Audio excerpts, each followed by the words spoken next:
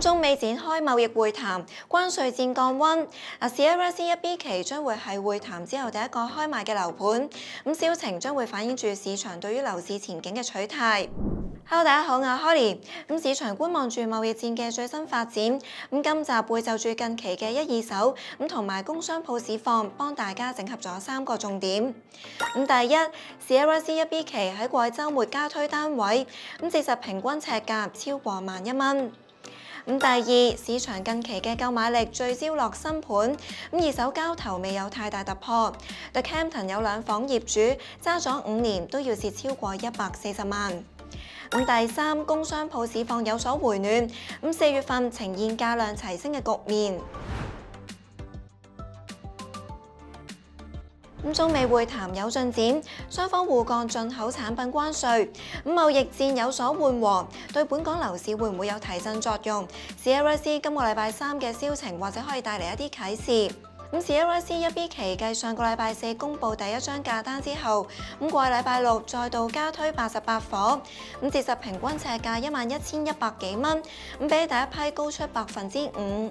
新一張價單涵蓋1房到3房，就面積由302到807尺，折實樓價由大概310到956萬，折實尺價就由9,600幾到12,900幾蚊。連埋第一張價單 ，Sierra C1B 期已經推出咗248伙㗎啦。今個禮拜3就會賣其中嘅168伙，當中有160伙係會用價單形式咁賣㗎。呢一批單位嘅折實平均尺價係10,800幾蚊，市值超過9億5千萬。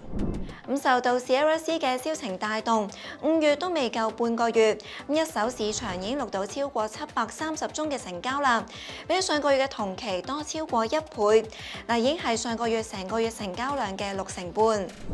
不過啦，淨係計過去週末嘅話，由於都淨係賣新盤嘅貨尾為主，一手市場就唔多交投。2日夾埋只係錄到大概50宗。其中掃管笏嘅海和山過去2日錄到大概11宗。部分單位嘅樓價喺400萬樓下，淨係需要俾100蚊印花稅。另外啦，何文田嘅如一天海同埋元朗嘅朗天峰就分別錄到3宗同2宗。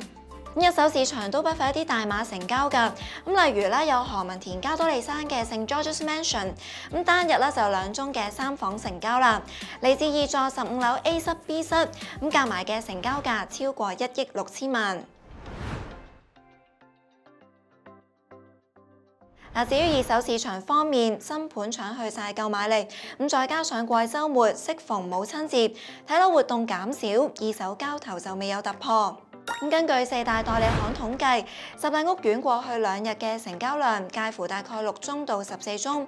按週變幅方面，除咗美聯持平之外，3大代理行都錄到跌幅。而蝕讓嘅成交就繼續充斥住市場。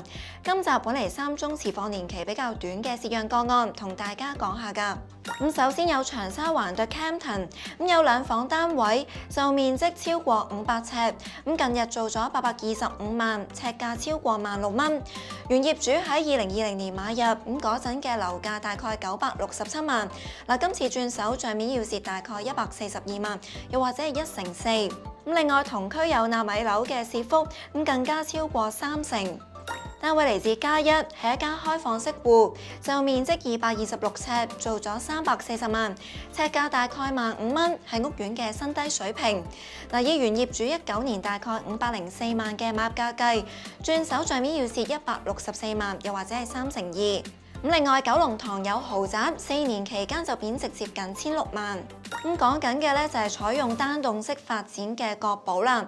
有4房單位，售面積超過1,300尺，做咗1,700幾萬，尺價13,400幾蚊。原業主喺2021年以大概3,300幾萬買入，揸咗只係4年就蝕大概1,500幾萬，又或者4/7。轉睇下工商鋪嘅市場啦。